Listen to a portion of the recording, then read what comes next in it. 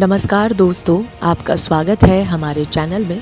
आज हम भारत के संपूर्ण इतिहास भाग 4 के बारे में बताएंगे, तो हमारे इस वीडियो के साथ जुड़े रहिए और देखिए इसे अंत तक। महमूद गजनवी, पूरा नाम महमूद गजनवी, जन्म 2 अक्टूबर 1971, जन्म स्थान गजनी, अफगानिस्तान। पिता सुल्तान सुबुक्तिगीनी।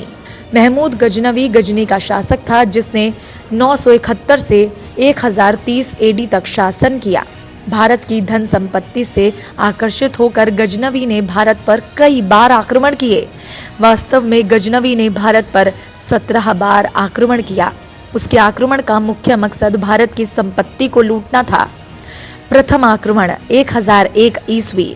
महमूद गजनवी ने अपना पहला आक्रमण 1001 ईस्वी में किया था तथा पेशावर के कुछ भागों पर अधिकार करके अपने देश लौट गया।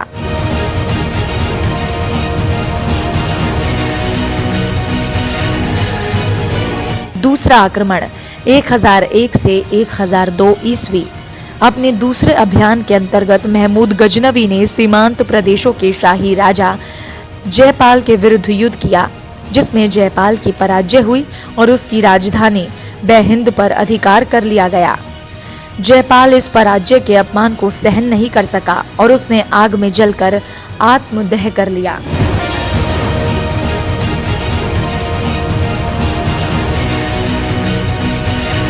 तीसरा आक्रमण 1004 ईस्वी। महमूद गजनवी ने अच के शासक वजीरा को दंडित करने के लिए आक्रमण किया। महमूद के भय के कारण वजीरा सिंधु नदी के किनारे जंगल में शरण लेने को भागा और अंत में उसने आत्महत्या कर ली।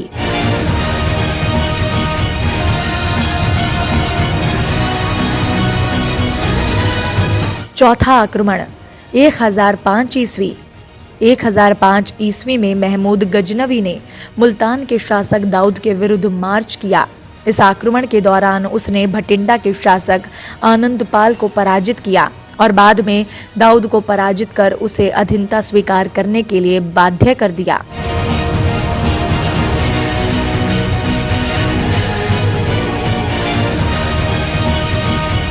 पांचवा आक्रमण 1007 ईस्वी।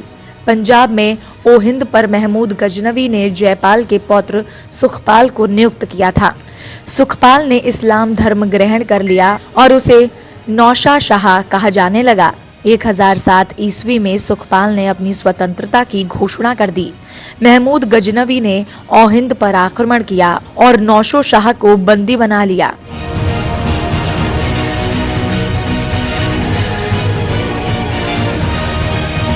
छठा आक्रमण 1008 ईस्वी। महमूद गजनी के 1008 ईस्वी के छठे आक्रमण में नागरकोट के विरुद्ध हमले को मूर्तिवाद के विरुद्ध पहली महत्वपूर्ण जीत बताई गई।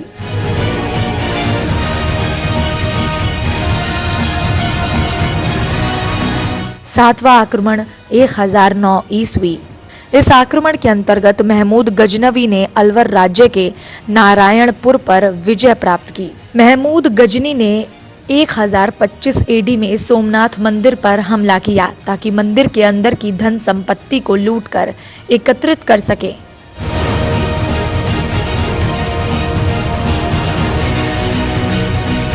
आठवां आक्रमण 1010 ईस्वी। महमूद का आठवां आक्रमण मुल्तान पर था। वहां के शासक दाऊद को पराजित कर उसने मुल्तान के शासक को सदा के लिए अपने अधीन कर लिया।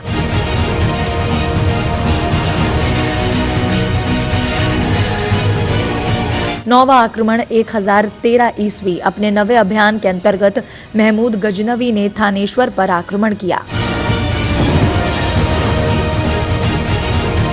10वां आक्रमण 1013 ईस्वी।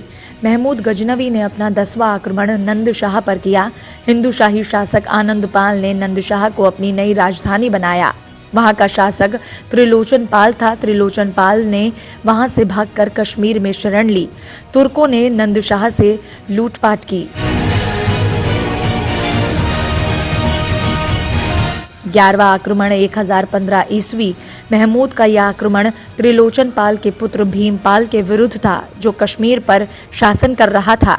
युद्ध में भीमपाल पराजित हुआ। 12वां आक्रमण 1018 ईस्वी। अपने 12वें आक्रमण में महमूद गजनवी ने कन्नौज पर आक्रमण किया। उसने बुलंदशहर के शासक हरदत्त को पराजित किया। उसने महाबन के शासक बुलाचंद पर भी आक्रमण किया।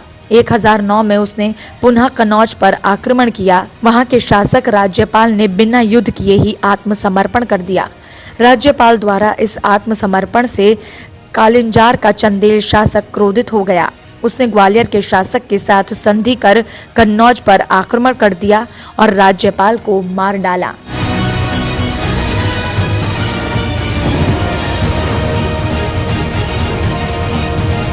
तेरहवां आक्रमण 1020 ईस्वी। महमूद का 13वां आक्रमण 1020 ईस्वी में हुआ था। इस अभियान में उसने बारी, बुंदेलखंड, किरात तथा लोहाकोट आदि को जीत लिया।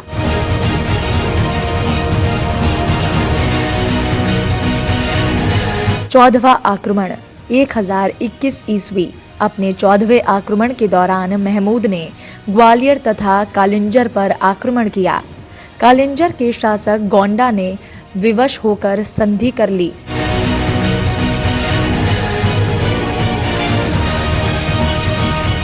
15वां आक्रमण 1024 ईस्वी। इस अभियान में महमूद गजनवी के लोदादार्ग, जैसलमेर, चिकलोदर गुजरात तथा अनिहलवाड़ गुजरात पर विजय स्थापित की।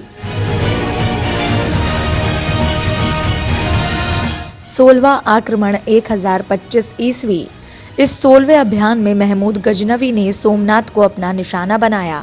उसके सभी अभियानों में ये अभियान सर्वाधिक महत्वपूर्ण था। सोमनाथ पर विजय प्राप्त करने के बाद उसने वहां के प्रसिद्ध मंदिरों को तोड़ दिया था, अपार धन प्राप्त किया। ये मंदिर गुजरात में समुद्र तट पर अपनी अपार संपत्ति के लिए प्रसिद्ध था।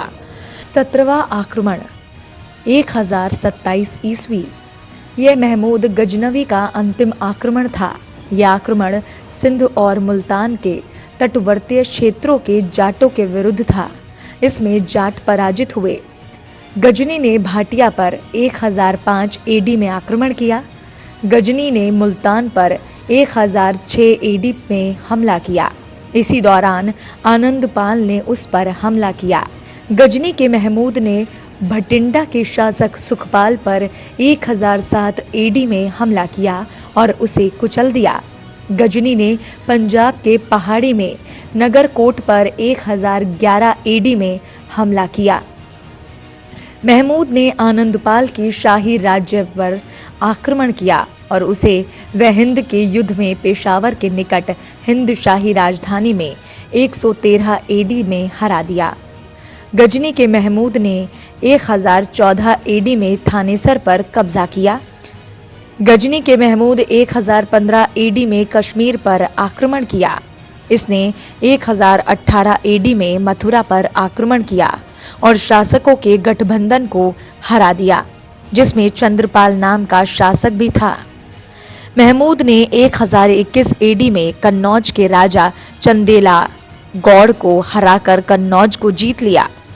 महमूद गजनी के द्वारा ग्वालियर पर 1023 एडी में हमला हुआ और उस पर कब्जा कर लिया।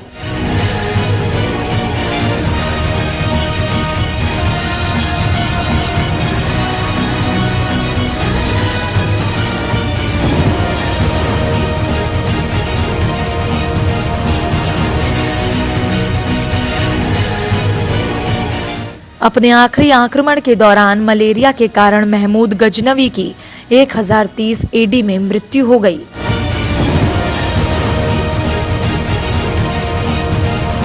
मोहम्मद गौरी का पूरा नाम मोइनुद्दीन मोहम्मद बिन साम गौरे था।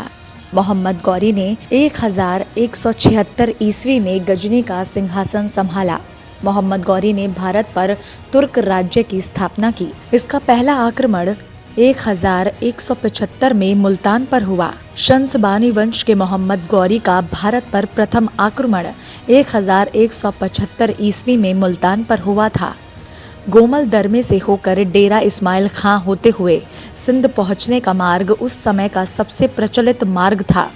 मोहम्मद गौरी ने इस मार्ग से सिंध पर आक्रमण किया। मोहम्मद गौरी से पहले के आक्रमण भी इसी मार्ग से हुए थे। मोहम्मद गौरी के आक्रमण के समय मुल्तान पर करमाथियों का शासन था। मोहम्मद गौरी ने सरलता से उन्हें पराजित कर मुल्तान जीत लिया। मुल्तान पर अधिकार करने के बाद उसने उच्च और निचले सिंध को भी जीता था।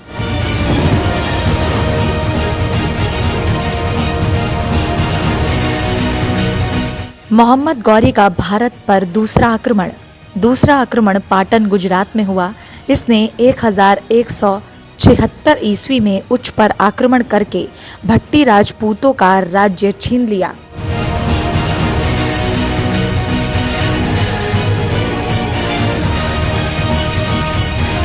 तराइन का प्रथम युद्ध 1991 ईस्वी में हुआ।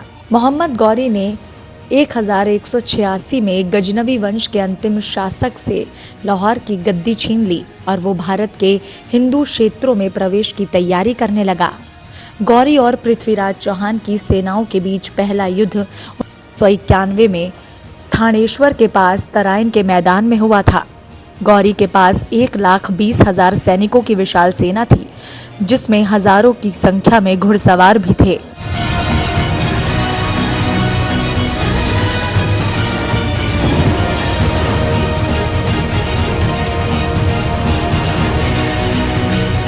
उधर पृथ्वीराज चौहान की सेना भी 1 लाख के लगभग थी और उनकी सेना में हजारों हाथी थे। इस युद्ध में गौरी की भारी पराजय हुई क्योंकि उसकी घुड़सवार सेना हाथियों का मुकाबला नहीं कर सकी। गौरी की अधिकांश सेना मारी गई और बचे कुचे साथी गौरी का साथ छोड़कर इधर उधर भाग गए। घायल अवस्था में गौरी पकड़ा गया। कहा तो ये भी जाता है कि पृथ्वीराज चौहान ने 17 बार गौरी को माफ किया था, लेकिन इस दावे में विश्वसनीयता कम है।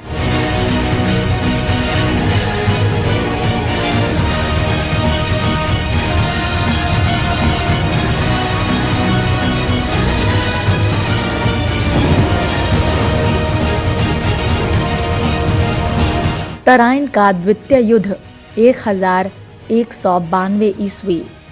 सन 1192 ईस्वी में उसने अधिक बड़ी सेना लेकर फिर भारत पर हमला कर दिया। उसी तराइन के मैदान में उसका मुकाबला फिर पृथ्वीराज चौहान और उसके सहयोगियों की सेनाओं से हुआ। इसका परिणाम भी पहले जैसा ही रहने वाला था, लेकिन यहाँ गौरी ने एक चाल चली। हिंदू राजाओं का नियम था कि युद्ध हमेशा सूर्य उदय के बाद सूर्य अस्त से पहले लड़ा जाता था। सूर्य अस्त होते ही युद्ध बंद कर दिया जाता था। गौरी इस नियम को जानता था, लेकिन अपनी संस्कृति के अनुसार उसे मानता नहीं था। उसने एक दिन भोर में ही पृथ्वीराज की सेना पर आक्रमण कर दिया। तब तक उनकी सेना तैयार तो क्या जागी भी नहीं थी, इसलिए थोड़े समय में ही पृथ्वीराज की सेना का बहुत बड़ा भाग नष्ट हो गया और बची हुई सेना बिखर गई। तब तक पृथ्वीराज चौहान कुछ समझ पाते जब तक गौरी के सैनिकों ने उन्हें पकड़ लिया और बंदी बना लिया।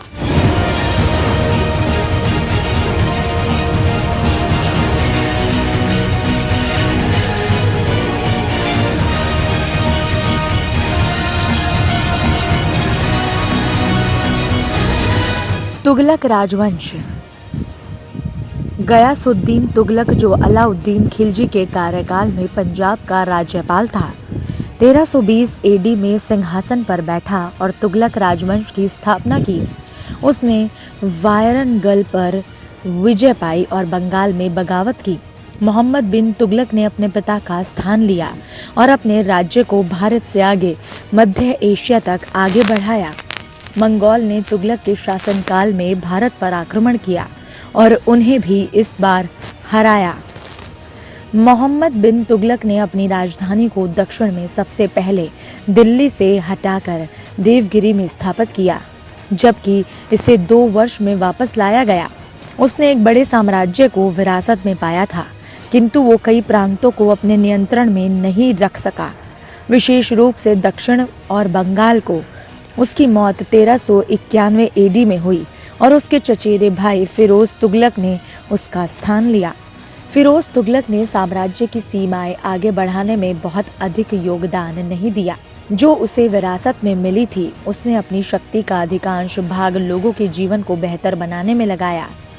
साल 1338 में उसकी मौत के बाद तुगलक राजवंश लगभग समाप्त हो गया।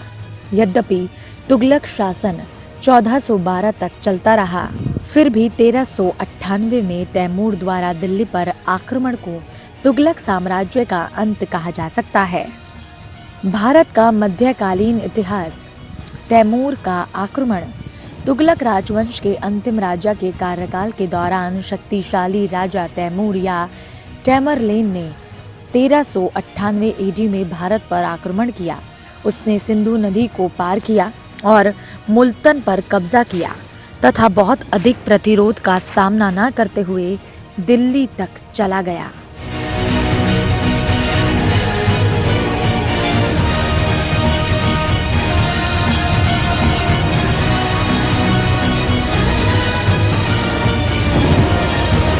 साइद राजवंश। इसके बाद खिजार खान द्वारा साइद राजवंश की स्थापना की गई। साइद ने लगभग 1414 एडी से 1450 एडी तक शासन किया। खिजार खान ने लगभग 37 वर्ष तक राज्य किया। सईद राजवंश में अंतिम मोहम्मद बिन फरीद ने उनके कार्यकाल में भ्रम और बगावत की स्थिति बना दी। ये साम्राज्य उनकी मृत्यु के बाद 1491 एडी में समाप्त हो गया।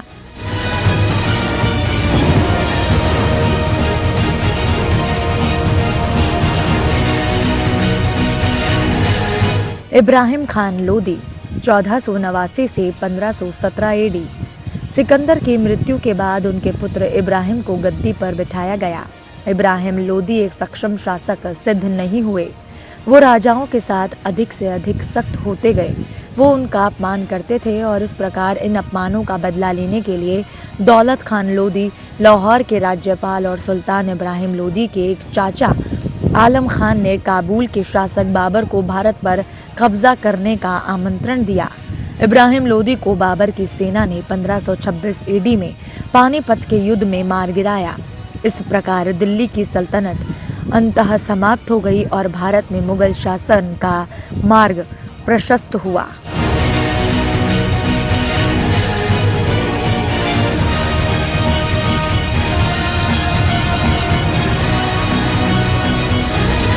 इसी तरह की वीडियोस को देखने के लिए हमारे चैनल को अभी के अभी सब्सक्राइब करें और अगली वीडियो का इंतज़ार करें। इस वीडियो को देखने के लिए आप सभी का धन्यवाद।